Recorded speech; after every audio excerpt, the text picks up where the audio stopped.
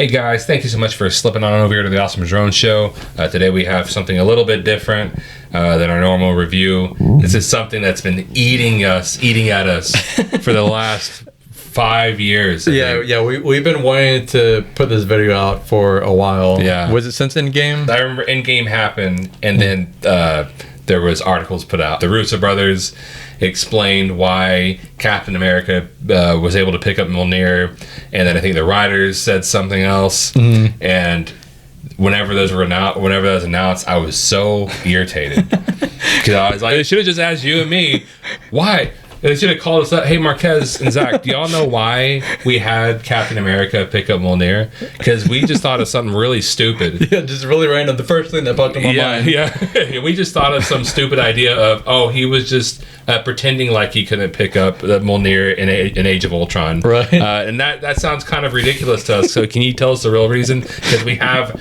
the real reason, which unfortunately... not the real reason, but it should be, and I want to make this canon. I want to spread this. It's definitely canon in my head. So. It's my head canon. Yeah. And I would like it to be whoever watches this their head canon, because to me it's way more satisfying than the answer we got. And it feels like what they're doing with how they wrote these movies and how the trilogy the Captain America trilogy was, and then the build up to Endgame. It just felt like that's what they were doing. Yeah. But I do want to talk about what we were saying about what the Russo brothers said and what the writer said.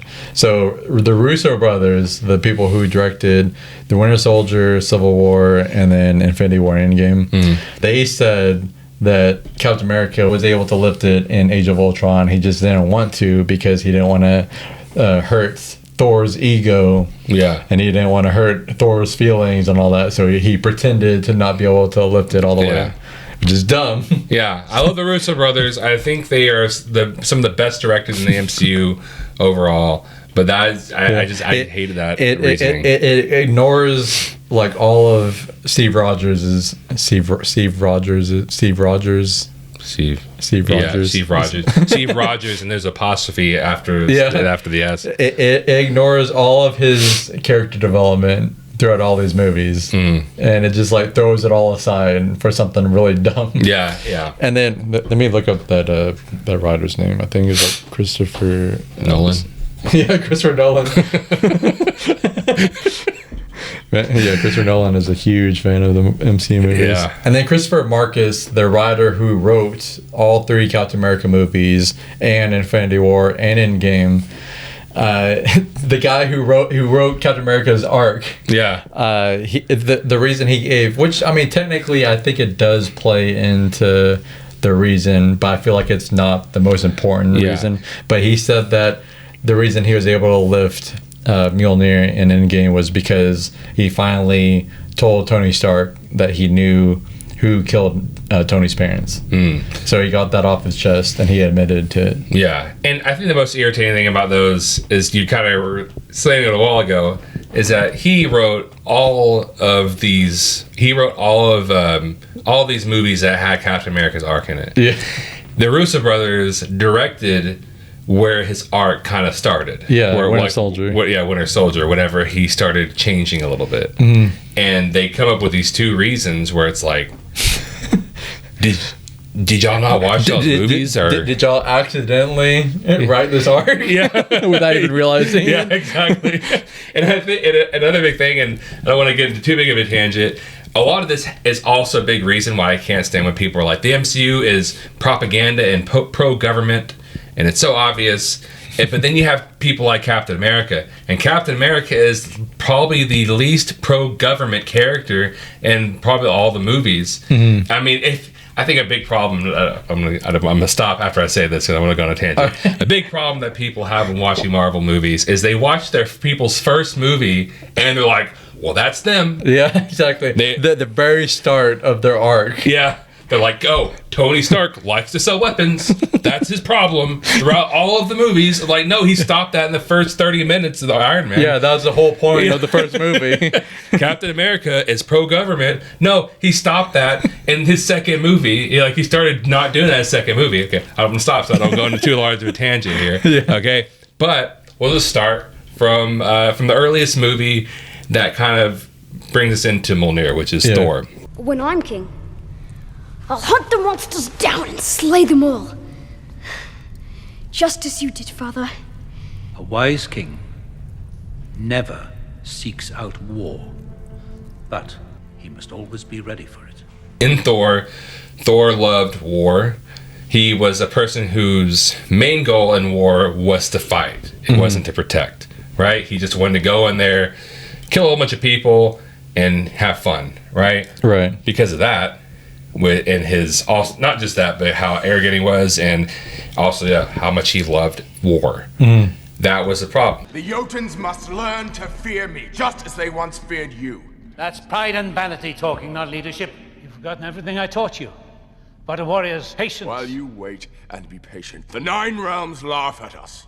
If the old ways are done, you'd stand giving speeches while Asgard falls. You are a vain, greedy, cruel boy! And you are an old man and a fool!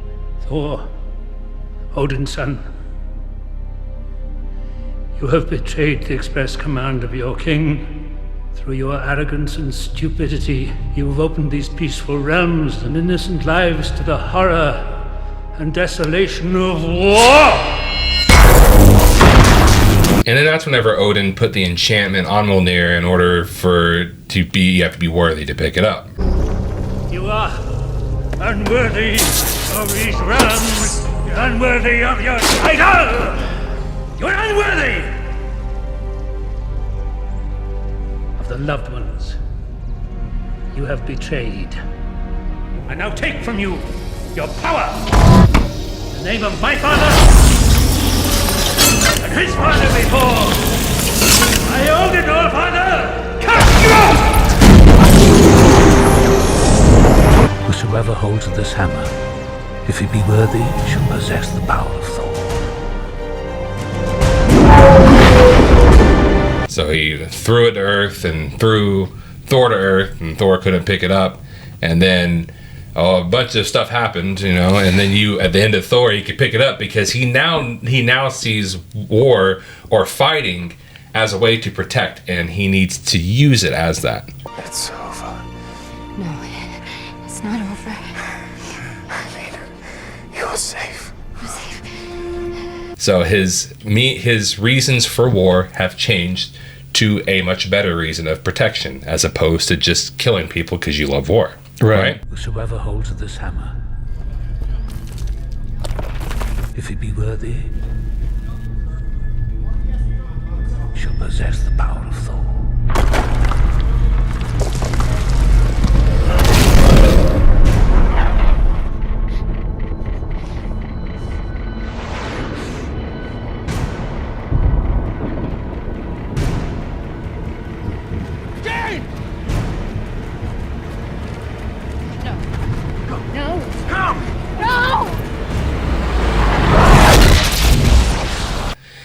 The first Captain America movie, Captain America, the first Avenger, you have Steve Rogers, this guy who has pure loyalty to America. He loves America. He'll do anything for America. America asks him to do something, he'll do it right away, right? Yeah. So he's very pro-America and very pro-war, right? That's why he wanted to That's why he wanted to go in the army. Was a very basic reason to fight in the war, right? And there's not really a lot of change for him there in that regard, right? Which it's fine. There's nothing. For the first movie of the trilogy, so that's the beginning of his arc. Yeah. So in that movie, he just wanted to fight in the war for America, and he did. I went under. The world was at war. I wake up, they say we won. They didn't say what we lost. We've made some mistakes along the way, some very recently. And then you move to Captain America, the Winter Soldier, the second movie in the trilogy. And this is whenever the arc really starts progressing, because this is a movie where he realizes that the government can be corrupt. Yeah. They can have agendas that aren't for the people. And so he goes on this whole espionage type movie, and going deeper, digging deeper into the government, finding out that there's even There's even people in Hydra in S.H.I.E.L.D. And S.H.I.E.L.D. is someone that he was working for in the first Avengers. But I think it's time you know the truth. S.H.I.E.L.D. is not what we thought it was. It's been taken over by Hydra.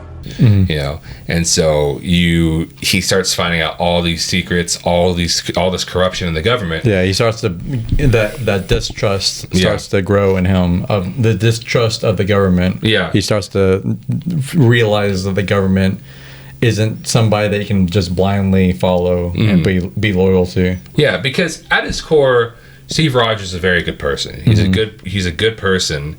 It's just that he thought that good was loyalty to the U.S.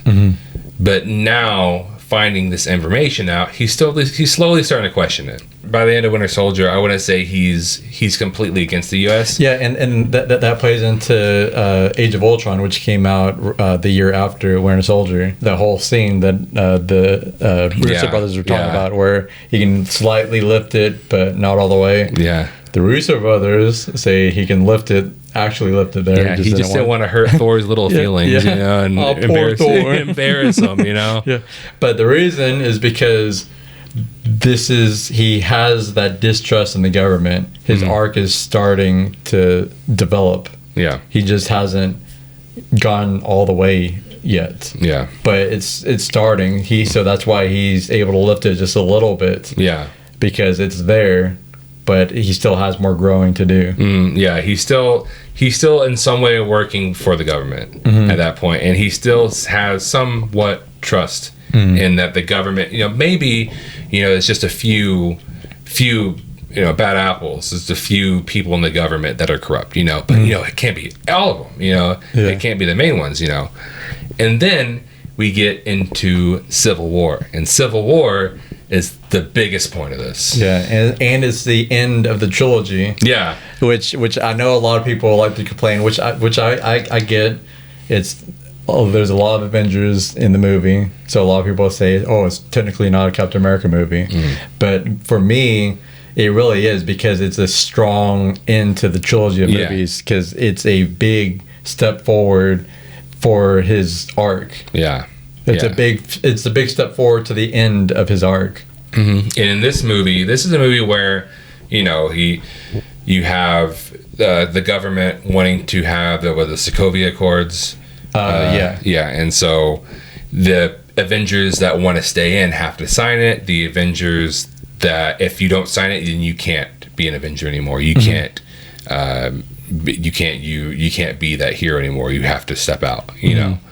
And this is whenever Captain America's like, actually, you know what?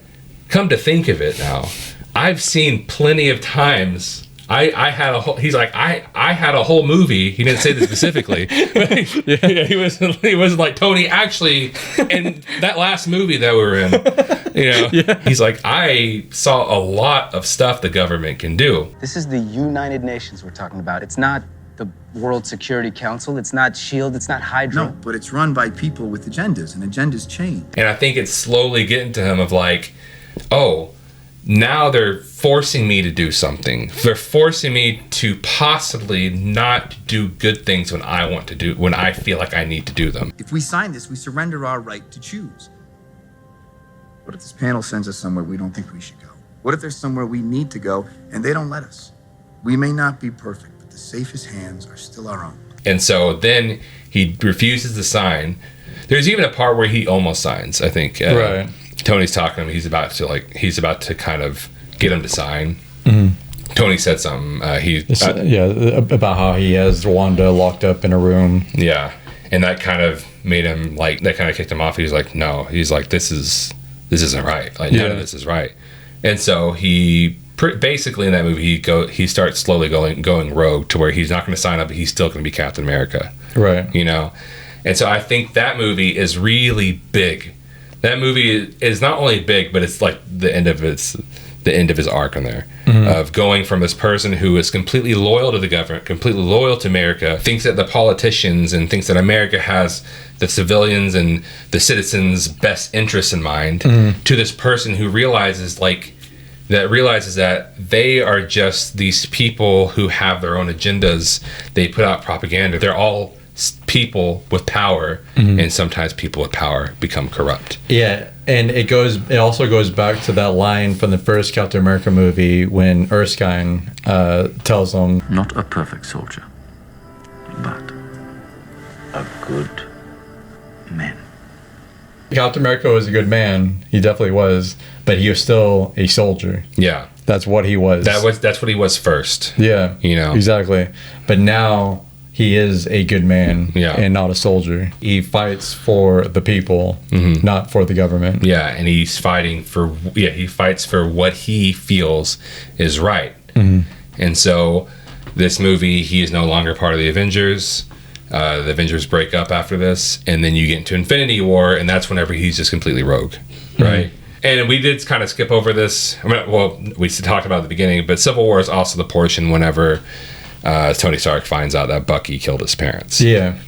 We do feel as if, that probably has something to do with it. Right. But I don't think, I truthfully don't feel as if that would have done it. Yeah, exactly. I doubt that the measurement for worthiness is the fact that he was keeping that secret. Yeah. I feel like there's a lot more to it.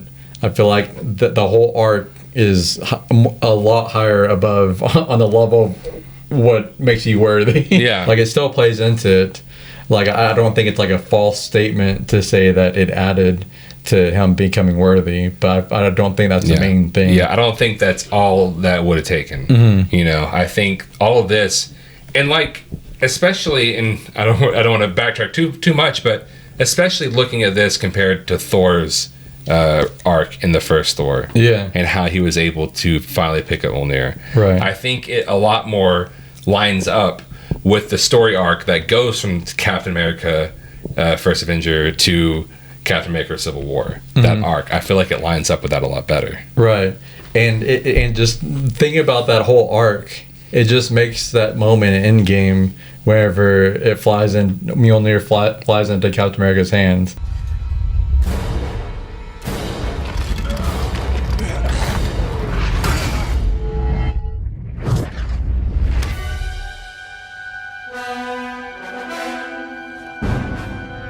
It just makes it so much more satisfying. Yeah. Because you spent these entire movies building up this arc, this huge arc that spanned through like 5, 6, 7 movies. Yeah. And it culminates into this one moment. It's like the final moment in his arc. It's almost like his whole arc, his whole story was leading to that one moment. Yeah, exactly. It's a really cool moment when you think about it like that, and not just, he didn't want to hurt Thor's feelings. Yeah, exactly. And I it's really upsetting just because how much I really do like the Russo brothers. I do think they were the best directors in all of the MCU. Sure. But yeah, they just gave a dumb reason for why Captain America was able to pick up Thor's hammer. Yeah, and also another thing I'm going to go back to real quick. I really do hate people who talk about how Captain America is such like a propaganda for America, and how Captain America is such a boring. I've seen people say Captain America is a boring character. I'm like, how? Yeah, I know, right? Like, what are you watching? Yeah, he's literally, well, in my opinion, he's like one of the most interesting characters in this whole MCU run. Yeah. I don't really understand how people find his character boring.